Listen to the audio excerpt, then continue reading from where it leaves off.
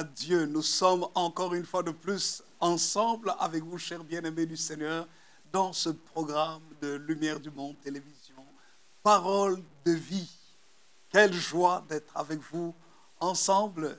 Je suis le bishop Georges Chitea de l'Église de Dieu en Belgique, des Églises Nouvelle-Jérusalem, de la Nouvelle-Jérusalem à Liège et aussi surveillant national de toutes nos églises de Dieu en Belgique. Que le Seigneur notre Dieu vous bénisse abondamment, tandis que nous sommes là ensemble pour partager ces instants dans la parole de Dieu. Chers bien-aimés, nous avons parlé ensemble sur ce thème. Comment entrer dans la transition de l'élévation? Et nous sommes en train de parler de l'histoire de David. Et puis nous allons arriver jusqu'au chapitre 30 de 1 Samuel. Et c'est tellement important de comprendre comment David a vécu la transition. Nous avions parlé ensemble comment est-ce que Saül a poursuivi David, mais David est arrivé au rocher de séparation, Séla Hamash Bekot, qui pour nous représente le Christ. Regardez un peu. Lorsque nous étions poursuivis par les puissances des ténèbres, les démons, le péché, le mal, n'est-il pas écrit dans Romains chapitre 6, verset 23, que le salaire du péché, c'est la mort, mais le don gratuit de Dieu, c'est la vie éternelle en Jésus-Christ, notre Seigneur. La puissance de la mort et du péché poursuit tous les hommes. Et lorsqu'une personne accepte Jésus, il entre dans une dimension où la mort n'a plus de pouvoir sur lui. Ce n'est plus le péché qui va le conduire à la mort, mais c'est Jésus qui contrôle sa vie. Et il a le pouvoir sur le mal. Béni soit le nom de Jésus. Le Seigneur Jésus nous amène donc dans une période de transition. La Bible dit, nous sommes passés de la mort à la vie en Christ. Nous sommes passés du peuple qui vivait sous la malédiction. Nous entrons en Christ dans la bénédiction. Oh, mes bien-aimés, j'aime ce texte que l'apôtre Paul a écrit aux Galates, n'est-ce pas? Quand il parle justement de cette grande transition dans laquelle nous entrons grâce à Jésus-Christ, notre Seigneur. Et nous lisons cela ensemble dans Galates chapitre 3. Galates chapitre 3, très rapidement, parce que nous continuons avec notre bien-aimé, qui nous inspire tellement, le roi David. Regardez ce qu'il est écrit. Galates chapitre 3, le verset 6. Nous lisons verset 6 très rapidement jusqu'au verset 14. Il est écrit ceci: comme Abraham crut à Dieu et que cela lui fut imputé à justice, reconnaissez donc que ce sont ceux qui ont la foi qui sont fils d'Abraham. Aussi l'Écriture, prévoyant que Dieu justifierait les païens par la foi, a d'avance annoncé cette bonne nouvelle à Abraham: toutes les nations seront bénies en toi. Ainsi ceux qui croient sont bénis avec Abraham le croyant. Le verset 10 nous dit ceci: car tous ceux qui s'attachent aux œuvres de la loi sont sous la malédiction, car il est écrit: maudit quiconque n'observe pas tout ce qui est écrit dans le livre de la loi et ne le met pas en pratique. Et que nul ne soit justifié devant Dieu par la loi, cela est évident, puisqu'il est dit: le juste vivra par la foi. Oh, j'aime ce qui est écrit. Ensuite, au verset 12, donc toujours Galates chapitre 3, verset 12, nous lisons jusqu'au verset 14. Verset 12 nous dit: or la loi ne procède pas de la foi, mais elle dit: celui qui mettra ces choses en pratique vivra par elle. Christ, et ça c'est le clou même, Christ nous a rachetés de la malédiction de la loi, étant devenu malédiction pour nous. Car il est écrit: maudit est quiconque est pendu au bois. Mais bien aimé, regardez ce qui est écrit au verset 14 et c'est capital. Il est écrit: afin que la bénédiction d'Abraham ait pour les païens son accomplissement en Jésus-Christ et que nous recevions par la foi l'Esprit qui avait été promis. En Christ, nous sortons de la malédiction et nous sommes transportés dans la bénédiction. Oh, mes bien-aimés, mais cette bénédiction-là, Elle est conditionnée par notre comportement. Comment agissons-nous?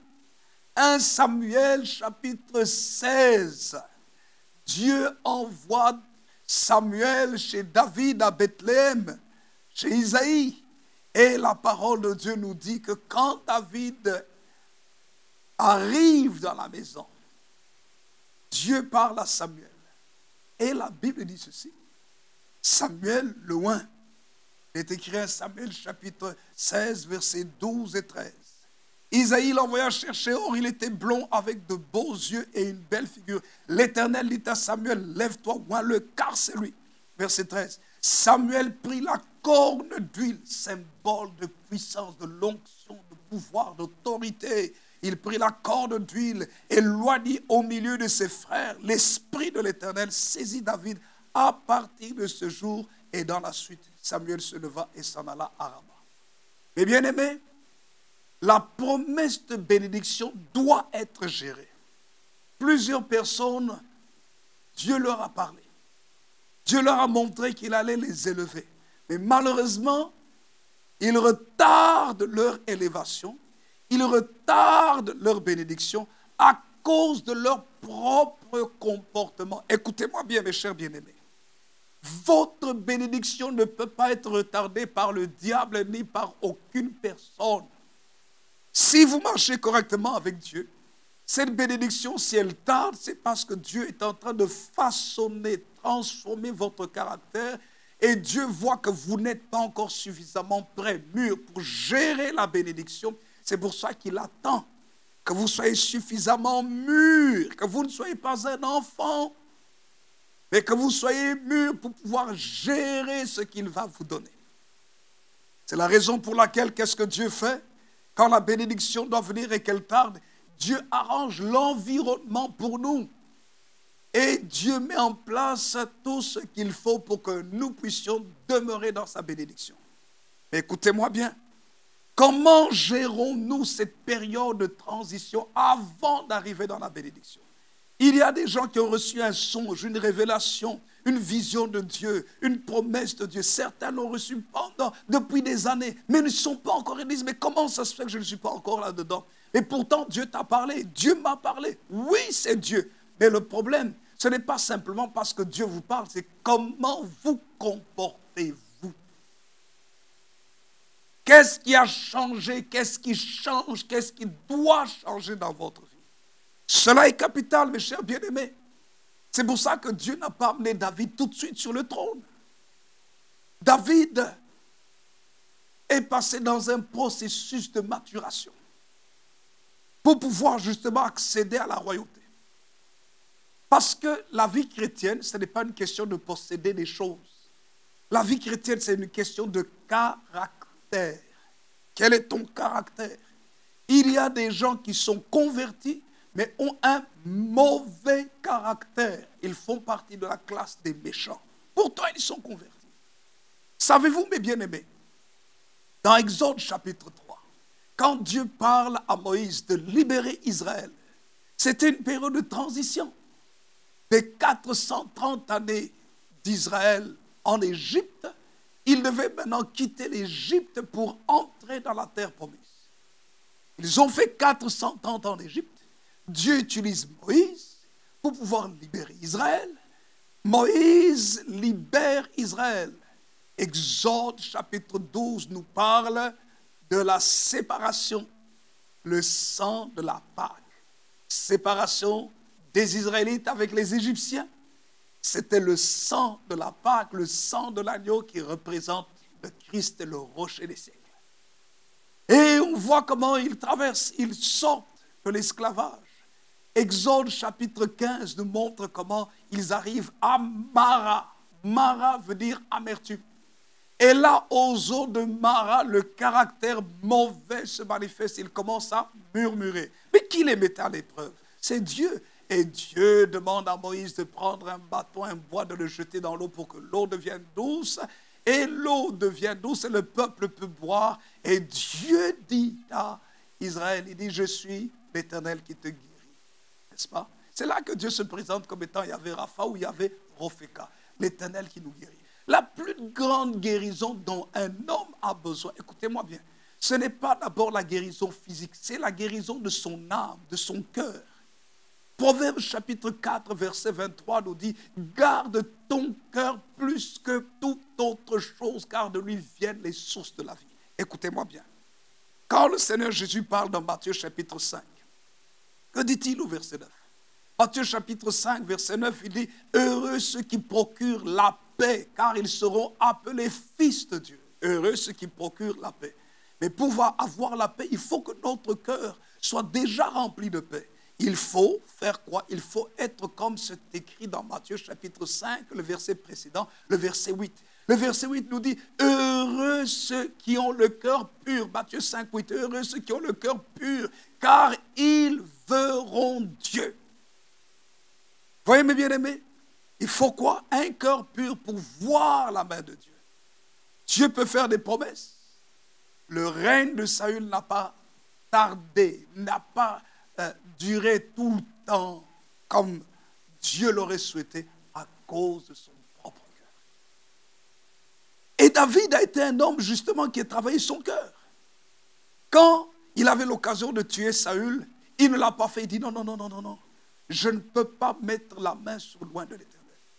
Il y a des gens qui perdent le ministère, qui perdent la royauté, qui perdent le renom, qui perdent l'élévation, qui perdent les membres de leur église, qui perdent dans le business, dans les affaires. Écoutez-moi bien, malheureusement, qui perdent même leur propre famille à cause de l'état de leur cœur.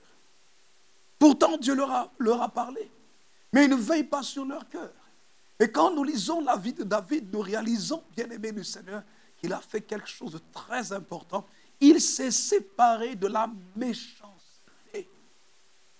De la méchanceté. Regardez. 1 Samuel chapitre 24 nous montre comment il y a une transition. De la bouche du roi Saül, il déclare que David allait régner. Donc d'un roi qui règne, ce même roi-là dit que ce n'est pas son fils, le prince Jonathan, qui doit régner, mais c'est celui qu'il voulait tuer, c'est-à-dire David. Et comme le roi sort la parole, cette parole est scellée dans le monde spirituel. Et David, à cause de la parole de Saül, David, bien-aimé, est dans une dimension spirituelle royale. À cause de ce qui est sorti de la bouche de celui qui voulait le tuer. Écoutez, c'est pour ça que beaucoup de jeunes et beaucoup de personnes qui ne lisent pas bien la parole de Dieu ne vivent pas la bénédiction parce qu'ils ne comprennent pas la place et le pouvoir de la parole qui sort de la bouche des vieux, de la bouche des anciens. Je vais vous montrer plus tard, par la grâce de Dieu, dans d'autres moments de parole de vie, comment est-ce que David, justement, a compris que les vieux doivent être honorés et respectés pour pouvoir recevoir la bénédiction et la garder. Et bien-aimés du Seigneur, lorsque nous continuons, nous voyons le test du cœur de David. Et cela, nous le voyons dans 1 Samuel chapitre 25. Quelle est l'histoire d'un Samuel chapitre 25? 1 Samuel chapitre 25, c'est que David fait du bien. Il est là avec les bergers de Nabal et il a veillé sur les bergers. Ils n'ont rien fait de mal. Ils n'ont rien pris. Et un jour, il envoie un message à Nabal. Et il lui dit, donne un peu de la nourriture pour mes amis et pour ceux qui sont avec moi, parce que nous avons été en paix avec toi et on n'a rien fait de mal à tes bergers. Nous ne leur avons fait aucun outrage. Cela est écrit au verset 7. 1 Samuel chapitre 25, verset 7. Il est écrit, et maintenant j'ai appris que tu as les tondeurs. Or tes bergers ont été avec nous. Nous ne leur avons fait aucun outrage et rien ne leur a été enlevé pendant tout le temps qu'ils ont été à Carmel. Et puis il demande un peu de nourriture. Mais la Bible nous dit que Nabal était un homme méchant. Son nom Nabal signifie littéralement fou. Il était un homme dur et méchant, comme cela est écrit dans 1 Samuel chapitre 25, le verset 3. Le nom de cet homme était Nabal et sa femme s'appelait Abigail. C'était une femme de bon sens et belle de figure. Mais l'homme était dur et méchant dans ses actions. Il descendait de Caleb. Il descendait de qui? D'un héritier, d'un homme de foi, Caleb. Un homme célèbre dans l'histoire d'Israël. Un homme qui avait été avec Josué et qui avait cru que Dieu leur donnait l'héritage. Donc c'était quelqu'un qui méritait de rester dans son héritage. Mais regardez ce qui se passe. Le bien-aimé du Seigneur, à cause de la méchanceté de son cœur, Nabal refuse de donner un peu de nourriture à David. Ah! Vous savez ce que David fait? Voici ce qui se passe. David décide maintenant de prendre 400 hommes, ces 400 hommes, et d'aller maintenant faire du mal aussi à la maison de Nabal. Bien-aimé, quand vous êtes dans la période de transition, vous pouvez avoir été bon, mais vous avez besoin des gens qui vont vous garder, des gens qui vont vous donner des bons conseils, pour vous ramener toujours dans le bon chemin, pour que vous ne puissiez pas perdre votre bénédiction. Malheureusement, parfois, il peut arriver que les gens dont nous avons besoin, qui peuvent nous donner des bons conseils, ne sont pas avec nous. Mais ils sont ailleurs. Écoutez-moi bien. Ils sont même à l'endroit où nous voulons faire du mal. Ah! Abigail était dans l'endroit où David voulait faire du mal. Abigail était la femme de Nabal. Il y a des gens quand, à cause de leur méchanceté, vous entraînent tous dans le malheur.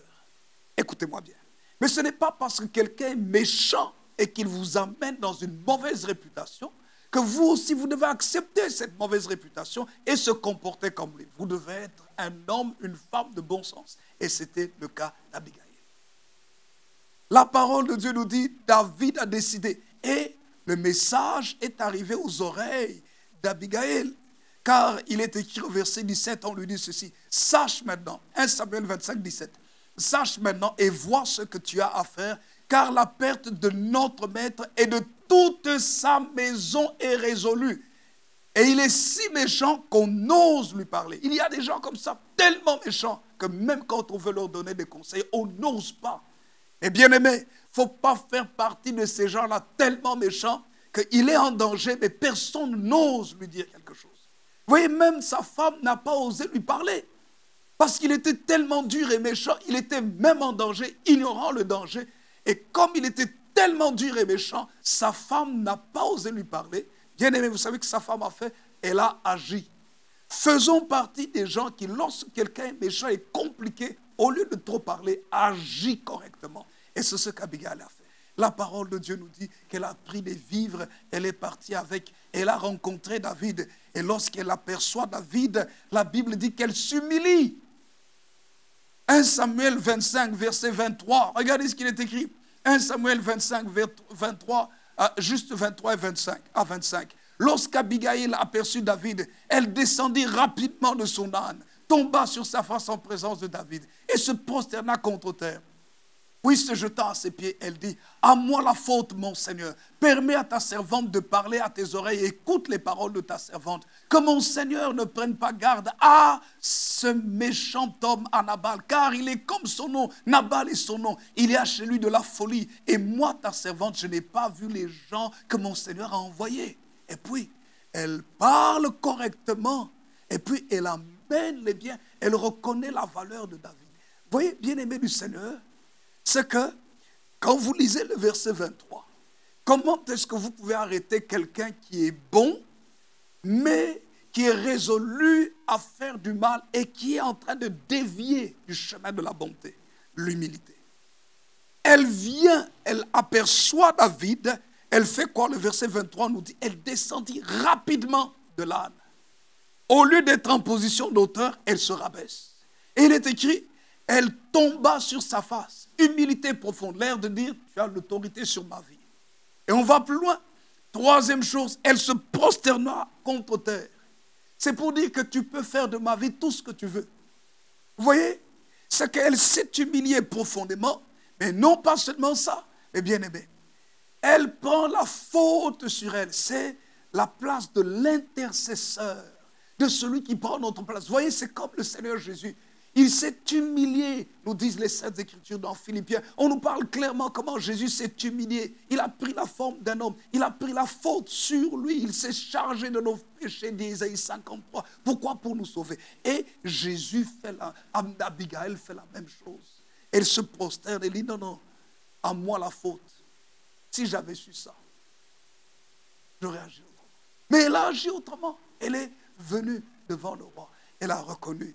Et puis, le roi David, quand vous lisez la suite de l'histoire, elle reconnaît la destinée de David. La fin du verset 31, il dit, la dernière phrase, il dit, et lorsque l'Éternel aura fait du bien à mon Seigneur, souviens-toi de ta servante. J'aime les paroles de David, qui revient dans le bon sens. Il est écrit ceci. Lorsque David parle à Abigail, il lui dit ceci, verset 32, jusqu'au verset 35, 1 Samuel 25, 32 à 35. David dit à Abigail, béni soit l'Éternel, le Dieu d'Israël qui t'a envoyé aujourd'hui à ma rencontre. Béni soit ton bon sens et béni sois-tu, toi qui m'as empêché en ce jour de répandre le sang et qui a retenu ma main. Mais l'Éternel, le Dieu d'Israël qui m'a empêché de te faire du mal est vivant. Si tu ne t'étais pas hâté de venir au-devant de moi, il ne serait resté que qui que ce soit à Nabal d'ici la lumière du matin. Et David prit de la main d'Abigail ce qu'elle lui avait apporté et lui dit, monte en paix dans ta maison, vois, j'ai écouté ta voix, je t'ai favorablement accueilli. Waouh! Nous avons besoin d'hommes et de femmes de bon sens qui parfois nous arrêtent dans notre folie ou dans notre crise d'énervement ou dans notre crise de colère. Certains serviteurs de Dieu appelés par Dieu peuvent écourter leur destinée ou peuvent se disqualifier à cause de la méchanceté.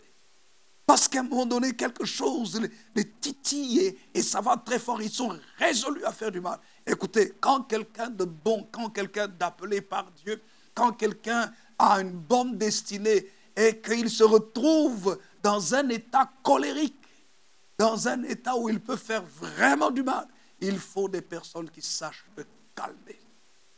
Où sont les bons conseillers et conseillères qui vont maintenir les hommes de destinée, les hommes et les femmes que Dieu veut utiliser pour le bien de la nation, pour le bien des familles, pour le bien du peuple de Dieu? Où sont ces personnes qui vont les conseiller?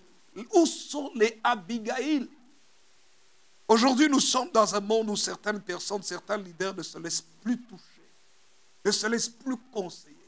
Tout le monde a peur d'eux. Grosse erreur. Et c'est pour ça que vous allez voir certains grimpent haut et certains chutent fort. Certains sont appelés, mais à un moment donné, ils sont intouchables. On ne peut plus leur dire quoi que ce soit non plus. Quand ils ont résolu de faire quelque chose, on ne peut plus les arrêter. Quelle grosse erreur. Mais il y a une femme sage qui a su s'humilier, qui a su répondre aux besoins du roi et qui a touché le cœur du roi et qui a ramené le roi David à la raison pour qu'il ne soit pas dans le camp des méchants, qu'il reste toujours dans le camp des justes. Et au lieu de la malédiction qui était programmée, là où le diable poussait David à faire du mal à Nabal, la Bible dit, David, au lieu maintenant de prononcer la malédiction, le mal, ô bien-aimé du Seigneur, au lieu de prononcer le mal sur la maison de Nabal, il prononce à 3 reprises la bénédiction. Il est écrit au verset 32, béni soit, David dit à Abigail, béni soit l'Éternel. Verset 33, béni soit ton bon sens et béni sois-tu. Vous voyez? Mais bien aimé, il prononce à 3 reprises la bénédiction. Et là, il se calme, il retourne dans les voies de l'homme.